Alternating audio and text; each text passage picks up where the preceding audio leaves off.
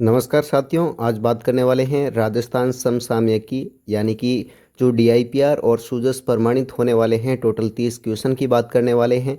और ये क्लास है जो सीईटी स्पेशल हमने रखी है, सीईटी 12th और ग्रेजुएशन लेवल के लिए। उसके साथ में राजस्थान की सभी भर्ती परीक्षाओं के लिए ये क्लास बहुत महत्वपूर्ण होने वाली है। तो वीडियो में अंत तक बने रहिएगा और हमारी मेहनत के लिए एक लाइक कीजिएगा। अगर आपको वीडियो पसंद आए तो ही लाइक करना है और चैनल पर नए हो तो सब्सक्राइब करना है। चलिए पहले सवाल की बात कर लेते हैं। पूर्वी राजस्थान नहर परियोजना के संशोधित समझौते के तहत राजस्थान के कितने जिले इससे जो लाभान्वित होने वाले हैं? ऑप्शन है हमारे पास में 13 जिले, 21 जिले, 17 जिले और 25 जिले। इसके अंदर कौन सा ऑप्शन राइट होने वाला है? बात कर लेते हैं पहले इस समझौते की। इस समझौते के अंदर देखिए हुआ क्या था। समझौते की बात करें तो इसके अंदर राजस्थान, उसके साथ में एमपी, एमपी के साथ में केंद्र सरकार, अब इन तीनों के बीच में समझौता हुआ था। सेंट्रल गवर्नमेंट भी यहाँ पर मैं लिख लेता हूँ, ठीक है। अब इन तीनों के बीच में एक समझौता हुआ था और इस समझौते के तहत जो राजस्थान के 21 जिलों के अंदर, राजस्थान के कितने 21 जिलों में पेयजल और सिंचाई जल है जो उपलब्ध करवाया जाने वाला है। तो यहाँ पर ऑप्शन नंबर बी राइट होने वाला है। अगले सवाल की बात कर लेते हैं। पीएम कुसुम योजना के कंपोनेंट ए के तहत देश और राज्य का पहला सौर ऊर्जा संयंत्र कहाँ स्थापित किया गया है? बालोजी, कोटपुतली बहरोड जयपुर, नोखा बीकानेर, मथानिया जोधपुर या फिर रावतभाटा चित्तौड़गढ़। तो इसके अंदर कौन सा ऑप्शन सही होने वाला है? इसकी अगर बात करें तो option number A Bhaloji, Kotputli Behror Jaipur right होने वाला है। बात करें पीएम कुसुम योजना की कंपोनेंट ए के तहत, तो इसके अंदर 1 मेगावाट क्षमता का जो ये पहला सौर संयंत्र भालोजी गांव के अंदर कृषि भूमि पर ग्रिड से जोड़कर जो स्थापित किया जाने वाला है। तो यहाँ पर ऑप्शन नंबर ए राइट आंसर है। राजस्थान में महिला स्वयं सहायता समूहों को वित्तीय सहायता उपलब्ध कराने हेतु स्थापित राजस्थान महिला निधि किस राज्य के मॉडल पर आधारित है? केरल, तेलंगाना, गुजरात या फिर आंध्र प्रदेश। तो इसके अंदर कौन सा ऑप्शन सही होने वाला है? बात करें महिला स्वयं सहायता समूहों को जो वित्तीय सहायता उपलब्ध करवाने हेतु स्थापित राजस्थान महिला निधि है, उसके अंदर है जो ऑप्शन नंबर यहाँ पर राइट होने वाला है, ऑप्शन नंबर बी तेलंगाना जो स्त्री निधि है। राजीविका जो कि इसके माध्यम से स्थापित महिला निधि है, इसके अंदर महिलाओं द्वारा संचालित राज्य का पहला सहकारी वित्तीय संस्थान भी ये होने वाला है। चलिए अगले सवाल की तरफ बढ़ते हैं। मुख्यमंत्री बाल गोपाल योजना के अंतर्गत है जो राजकीय विद्यालयों में कक्षा 1 से 8 तक के बच्चों को सप्ताह में कितने दिन दूध वितरित किया जाने वाला है?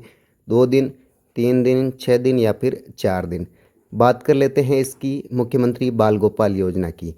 तो जो स्कूलों के अंदर मिड डे मील योजना चलती थी, उसके अंदर जो बच्चों के पोषण स्तर को सुधारने के लिए विद्यालय के दिवस यानी जो कि 6 दिन होते हैं। पहले ये योजना है जो कम दिनों के अंदर थी, सिर्फ 3 या 2 दिन के ये योजना थी सप्ताह के अंदर, लेकिन अब इसको टोटल 6 दिन कर लिया गया है, सोमवार से लेकर शनिवार तक। इन 6 दिनों के अंदर जो पाउडर से तैयार गर्म दूध हैं वो बच्चों को दिया जाने वाला है। तो यहाँ पर ऑप्शन नंबर सी 6 दिन यानी कि प्रतिदिन राइट होने वाला है। राजस्थान की वन नीति 2023 की बात कर लेते हैं। इसके अंतर्गत राज्य के कुल भौगोलिक क्षेत्रफल के कितने प्रतिशत भाग पर वनाच्छादन का लक्ष्य रखा गया है? 10%, 20, 33 या फिर 25%। तो इसके अंदर कौन सा ऑप्शन राइट होने वाला है? तो इसकी अगर बात करें तो 20% वन नीति 2023 के अंदर जो राजस्थान के क्षेत्रफल प्रतिशत भाग पर है जो वनाच्छादन का लक्ष्य रखा गया है वो 20% था, यानी कि ऑप्शन नंबर यहाँ पर हमारा बी राइट होने वाला है। चलिए अगले सवाल की तरफ बढ़ते हैं। विश्व का सबसे बड़ा सोलर पार्क है भड़ला सोलर पार्क, जो कि जिसकी क्षमता है 2245 मेगावाट। अब ये पूछा गया है कि ये किस जिले में स्थित है? जैसलमेर, पलौदी, जोधपुर, बीकानेर या फिर बाड़मेर। तो इसके अंदर कौन सा ऑप्शन राइट होने वाला है? जल्दी से इसका जवाब है जो कमेंट बॉक्स में दीजिए। और ये भड़ला सोलर पार्क है जो अभी तक राजस्थान का सबसे बड़ा सोलर पार्कों में बना हुआ है, जो कि इसकी क्षमता है 2245 मेगावाट। इसको भी याद रखना है, ये भी बहुत इंपॉर्टेंट सवाल है। अगर इसकी बात करें तो सोलर पार्क है जो 4 अलग अलग चरणों के अंदर है, जो टोटल कितने मेगावाट का है? 2245 मेगावाट का। ये कितने चरणों में है? 4 चरणों के अंदर है और ये है फलोदी जोधपुर के अंदर, फलोदी जिले के जो भड़ला क्षेत्र के अंदर विकसित है। तो ऑप्शन नंबर यहाँ पर बी राइट होने वाला है। राज्य में स्टार्टअप्स और नवाचारों को फंड, इक्यूबेशन और मेंटरशिप देने हेतु संचालित प्रमुख फ्लैगशिप पहल कौन सी हैं? आई स्टार्ट राजस्थान, स्टार्टअप राज या फिर उद्यम सारथी या फिर युवा उद्यमी योजना। तो इसके अंदर कौन सा ऑप्शन राइट होने वाला है? बात करें जो नवाचार हैं इनको फंड, इंक्यूबेशन और मेंटरशिप देने के लिए संचालित योजना की। तो इसके अंदर option number A I start Rajasthan right होने वाला है, जो कि सूचना प्रौद्योगिकी और संचार विभाग द्वारा संचालित है और इस मंच के तहत जो जयपुर के भामाशाह टेक्नो हब कार्यरत हैं। राजस्थान में इंदिरा गांधी शहरी रोजगार गारंटी योजना के तहत प्रति परिवार प्रतिवर्ष कितने दिनों का रोजगार उपलब्ध करवाया जाता है। बात हो रही है इंदिरा गांधी शहरी रोजगार गारंटी योजना की। किसकी? इंदिरा गांधी शहरी रोजगार गारंटी योजना की। तो इसको थोड़ा क्वेश्चन को हमें पढ़ते टाइम थोड़ा ध्यान से पढ़ना है, ताकि उसका आंसर हमें सही पता होते हुए भी हम गलत कर लेते हैं, क्योंकि प्रश्न को सही ढंग से पढ़ते नहीं हैं। शहरी की बात हो रही है। पहले इसके अंदर जो 100 दिन का रोजगार था, इसको बढ़ाकर कितना कर दिया गया है? 125 दिन कर दिया गया है। और ये मनरेगा की तर्ज पर शहरी क्षेत्र के जो अकुशल श्रमिक है, इनको आजीविका सुधार हेतु जो कार्य दिवसों की संख्या है वो 125 है, जो निर्धारित कर दी गई है। तो यहाँ पर ऑप्शन नंबर बी राइट होने वाला है।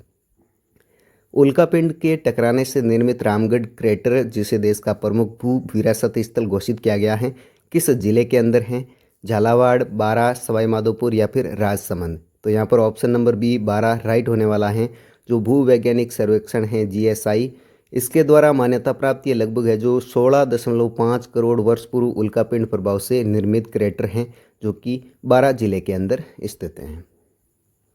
अगले सवाल की बात कर लेते हैं। राजस्थान में मुख्यमंत्री निःशुल्क दवा योजना का औपचारिक शुभारंभ जो किस वर्ष किया गया है? मुख्यमंत्री निःशुल्क दवा योजना का शुभारंभ पूछा गया है। ऑप्शन हमारे पास में है 2 अक्टूबर 2011, 19 नवंबर 2012, 15 अगस्त 2013 या फिर 26 जनवरी 2010। इसके अंदर कौन सा ऑप्शन राइट होने वाला है? तो ऑप्शन की अगर बात करें तो ऑप्शन नंबर ए 2 अक्टूबर 2011 है, जो राइट होने वाला है। राजस्थान मेडिकल सर्विस कॉरपोरेशन, इसके माध्यम से जो राज्य के चिकित्सालयों के अंदर आवश्यक दवाएं हैं वो निःशुल्क दी जाएगी, और इस योजना की शुरुआत 2 अक्टूबर 2011 से की गई थी। राज्य सरकार द्वारा संचालित मिशन निर्यातक बनों का मुख्य उद्देश्य क्या है? मुख्य उद्देश्य पूछा गया है मिशन निर्यातक बनों का।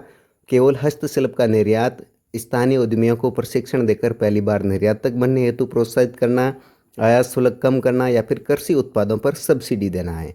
तो इस योजना का जो मुख्य उद्देश्य है वो क्या है? तो यहाँ पर इसका उद्देश्य है जो स्थानीय उद्यमियों को प्रशिक्षण देकर पहली बार निर्यातक बनने हेतु प्रोत्साहित करना है।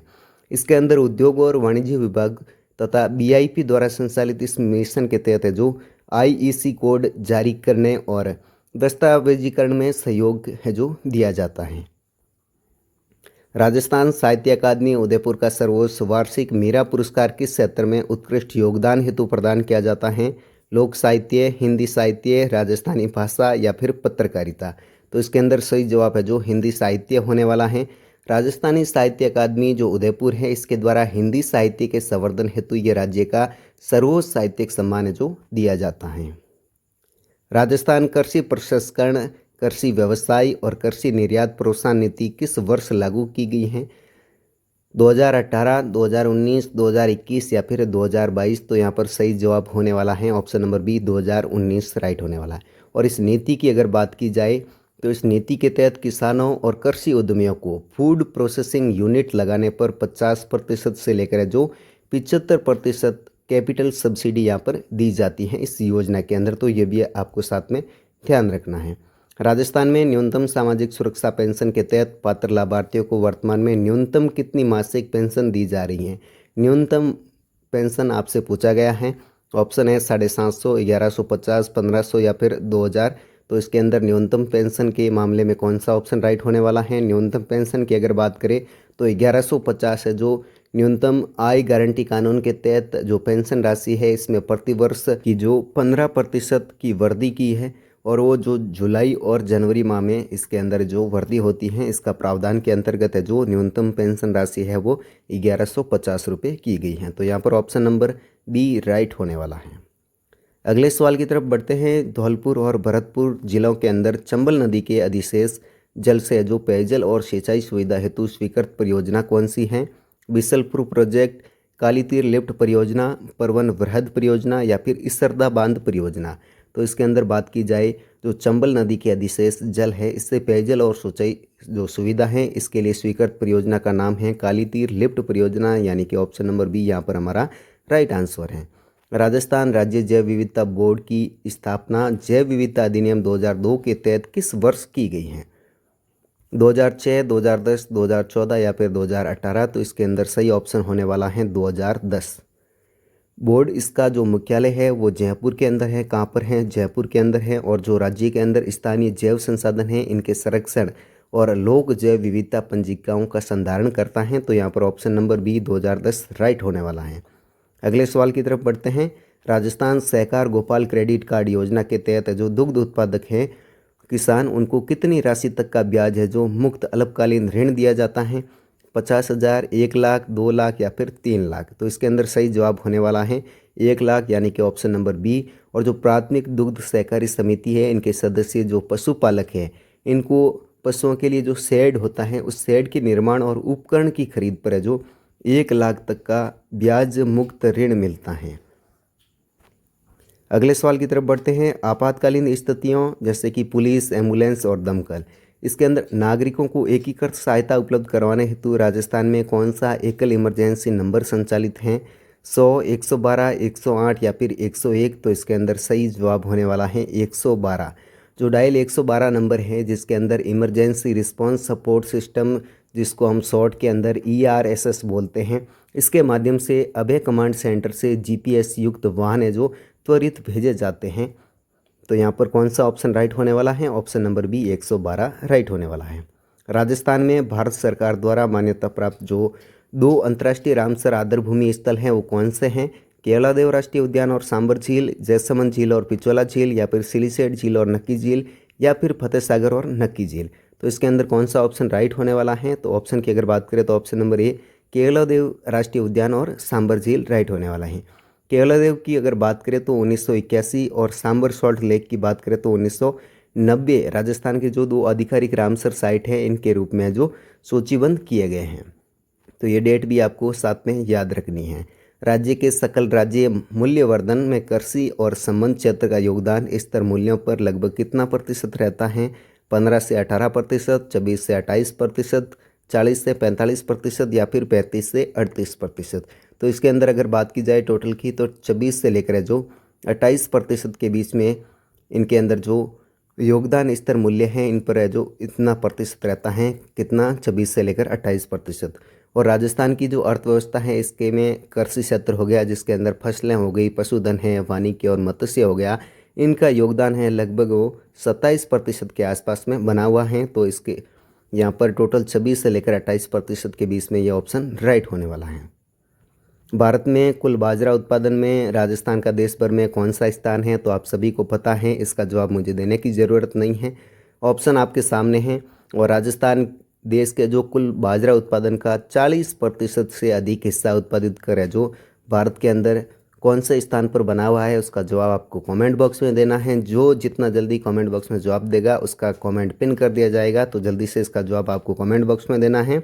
अगले सवाल की बात करें। देवनारायण छात्रा स्कूटी वितरण और प्रोत्साहन राशि योजना का मुख्य उद्देश्य किस वर्ग की छात्राओं को उच्च शिक्षा से जोड़ना है?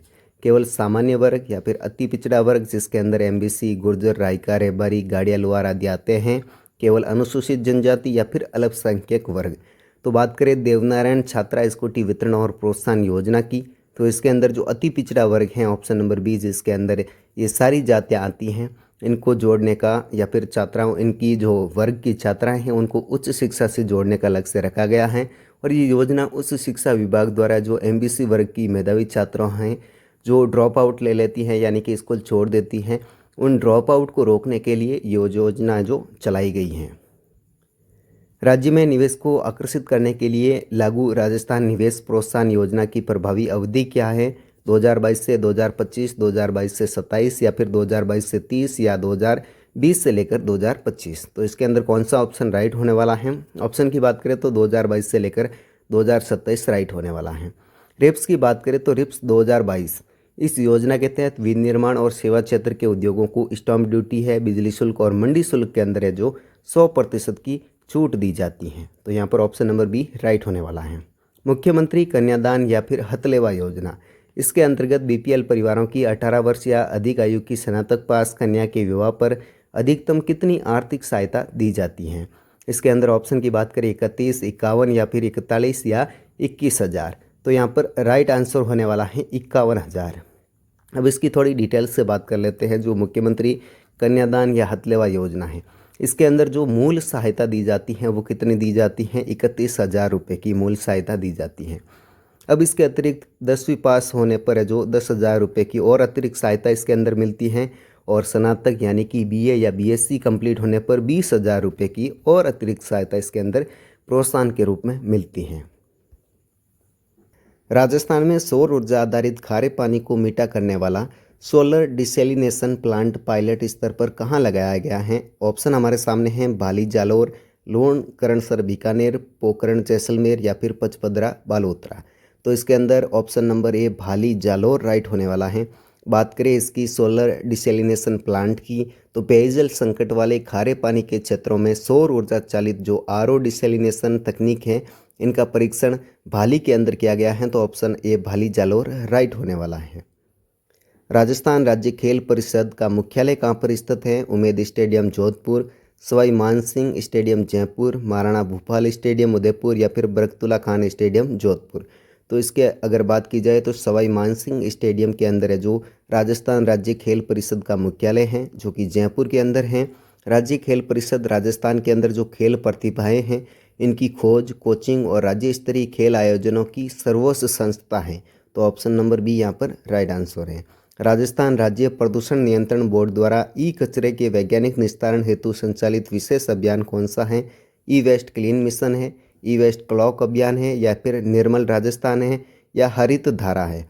तो इसके अंदर सही जवाब क्या होने वाला है? सही जवाब की अगर बात करें, राजस्थान राज्य का जो प्रदूषण नियंत्रण बोर्ड है, इसके द्वारा ई कचरे का वैज्ञानिक निस्तारण हेतु जो संचालित विशेष अभियान है वो है ई वेस्ट क्लॉक अभियान। और इस अभियान के अंतर्गत शहरों में मोबाइल कलेक्शन वैन के माध्यम से पुराने इलेक्ट्रॉनिक कचरे का सुरक्षित रिसाइकलिंग किया जाता है। राजस्थान की पहली वर्चुअल कोर्ट यानी कि जिसको ई कोर्ट भी बोलते हैं, इसका उद्घाटन किस विषय से संबंधित मुकदमों की त्वरित निस्तारण हेतु किया गया था? मोटर वाहन अधिनियम, चालान या फिर भूमि विवाद, पारिवारिक मामले, चेक बाउंस मामले। तो इसके अंदर सही जवाब होने वाला है ऑप्शन नंबर ए मोटर वाहन अधिनियम चालान। इसके तहत है जो उच्च न्यायालय परिसर से वर्चुअल कोर्ट शुरू की गई है, ताकि यातायात ई चालानों का ऑनलाइन निपटारा और जुर्माना है जो भुगतान हो सके। राजस्थान का कौन सा अभ्यारण्य सौसिंगा, जिसे स्थानीय भाषा में बेडल कहते हैं, के लिए प्रसिद्ध अभ्यारण्य कौन सा है? तालसापर सुरू, सीता माता अभ्यारण्य प्रतापगढ़, राष्ट्रीय संबल घड़ियाल अभ्यारण्य या फिर नाहरगढ़ जैविक उद्यान। तो इसके अंदर कौन सा ऑप्शन राइट होने वाला है? तो इसके अंदर ऑप्शन नंबर बी सीता माता अभ्यारण्य प्रतापगढ़ राइट होने वाला है।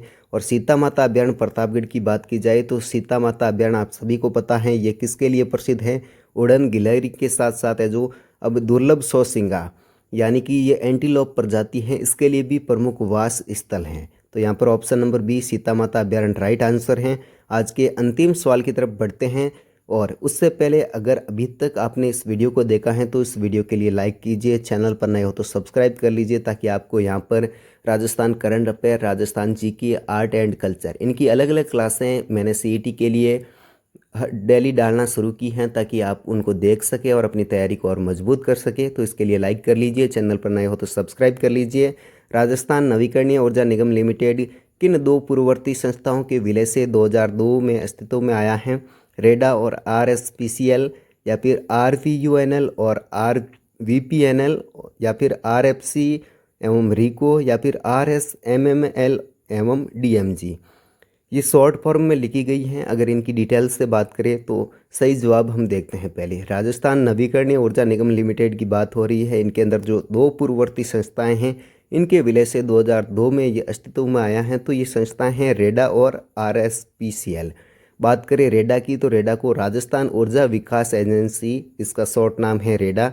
और जो आरएसपीसीएल है, इनकी अगर बात की जाए तो यह है राजस्थान स्टेट पावर कॉरपोरेशन। इसको मिलाकर है जो आरआरईसीएल यानी कि जिसको राजस्थान नवीकरणीय ऊर्जा निगम लिमिटेड कहते हैं, इनका गठन किया गया है।